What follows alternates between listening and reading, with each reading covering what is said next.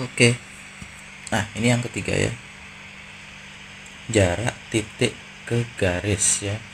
Misalnya seperti ini titik 2,5, ditanya jaraknya ke garis 3x kurang 2y tambah 12 sama dengan 0. Oke, kalau kita gambar di GeoGebra ini sangat mudah ya sebenarnya kalau pakai GeoGebra, tapi saya tidak izinkan kalian pakai ini nanti pas ulangan ya. Nah, kita ketik saja dulu garisnya, 3x kurang 2y plus 12. Jadi 3x kurang 2y tambah 12 sama dengan 0. Nah ini garisnya seperti ini. Kemudian titiknya adalah 2,5. Titiknya 2,5 ya, berarti x nya 2, y nya 5 ya, berarti di sini kira-kira. Nah, yang mana yang namanya jarak? Jarak itu harus merupakan garis tegak lurus ya.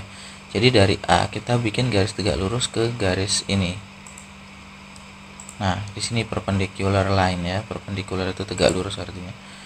Dari titik ini dengan ini. Nah, di situ dia. Nah, yang mana yang namanya jarak? Kita cari titik potongnya dulu ya. Ini kalau dia berpotongan, oke, intersection. Kedua garis ini berpotongan, nah di titik B. Oke, sekarang saya sembunyikan saja ini biar tidak mengganggu garis panjang ini. Oh.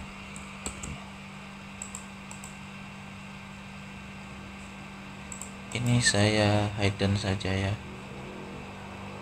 Saya matikan show objects-nya. Nah, jaraknya antara A dan B itu ini. Kita buatkan segmen ini.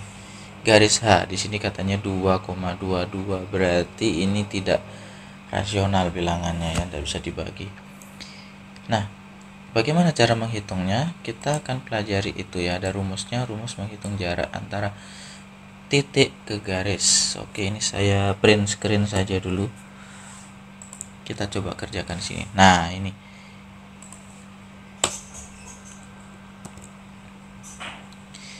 saya copy gambarnya, kemudian ini saya hapus saja, ini saya buang yang tidak diperlukan ya. Ups.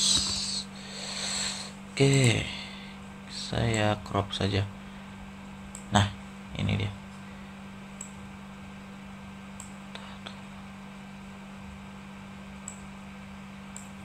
Oke, nah cara mencarinya kalau menggunakan rumus itu, ini rumusnya S ya. S itu jarak AX1 tambah B1 plus C per akar A kuadrat tambah B kuadrat. Apa itu? Ini ada persamaan garis. Yang harus kalian lakukan, pertama pastikan persamaan garis itu sudah di sininya 0, tidak ada angka lagi. Kalau belum, bagaimana? Pindahkan semua. Yang jelas ini harus sama dengan 0. A itu adalah ini koefisien X, ini nilai B, dan ini otomatis C. Perhatikan dia harus diajak tandanya. Nah, X1 Y1 ini titiknya yang mau disubstitusi. Kita bisa langsung gunakan rumus ini ya sekarang. Ya, kita kerjakan saja menggunakan rumus itu. Di situ 3x kurang 2y berarti nilai A-nya 3. X1-nya ya kita ganti saja. X1-nya kan titik 2,5. Berarti X1-nya pasti 2. Kemudian B-nya di situ ada minus ya, berarti harus kalian bawa itu minusnya, jangan ditinggal. Y1-nya itu adalah ini 5. Ya, ini X1, ini Y1. Ditambah C. C-nya di situ plus 12 ya, oke. A kuadrat tambah B kuadrat ya. Nilai B-nya tadi negatif 2 ya. Oke, saya kasih kurung saja di sini. Berarti min 2 kuadrat. Kemudian nilai A-nya adalah itu tadi, ini 3. Berarti 3 pangkat 2 ya, tidak usah pakai kurung, bisa itu. Ini kita hitung ya. Nah, ini masalah menghitung saya agak percepat sedikit. Silahkan kalian yang latihan sendiri. 3 kali 2 berarti hasilnya 6, 2 kali 5 berarti hasilnya ini 10. tambah 12. Nah, ini negatif 2 kuadrat ya. Kalau bilangan negatif dikuadratkan itu hilang negatifnya, dia jadi 4. Sedangkan ini hasilnya adalah 3 pangkat 2 tadi 9. Oke, kita hitung ini berarti ya, kita hitung ya. Berarti yang di bawah itu penyebutnya adalah akar 13. Sedangkan yang di atasnya adalah 6 kurang 10 negatif 4 tambah 12 berarti positif 8. 8 per akar 13. Nah, ini adalah jarak antara titik A dengan garis B. Nah, kadang-kadang ada soal.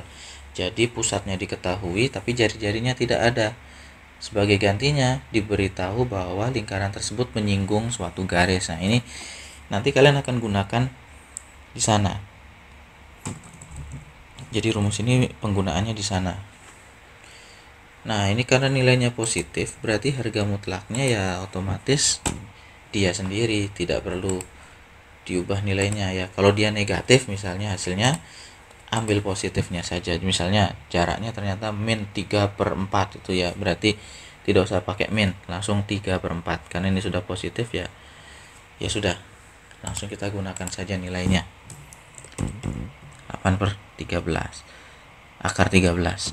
Nah, tapi biasanya kalau ada akar di bawah ini tidak boleh, sehingga ini harus dirasionalkan. Nah, merasionalkan penyebut ini dulu pelajaran kalian kelas 10. Ya, jadi kalau ada penyebutnya berbentuk akar, berarti kalian harus kalikan dia dengan saudara kembarnya dia. Saudara kembarnya si penyebut ini ya, kawannya dia. Bentuk sekawan itu ya seperti ini lagi. Oke, saya copy saja. Seperti itu tapi bukan itu ya. Nah, kita kalikan. Ingat di sini harus sama atas dan bawah ini. Dan di sini tandanya kali ya, bukan tanda yang lain. Nah, ketika ini dikalikan, nanti otomatis hasilnya adalah ini ya, berarti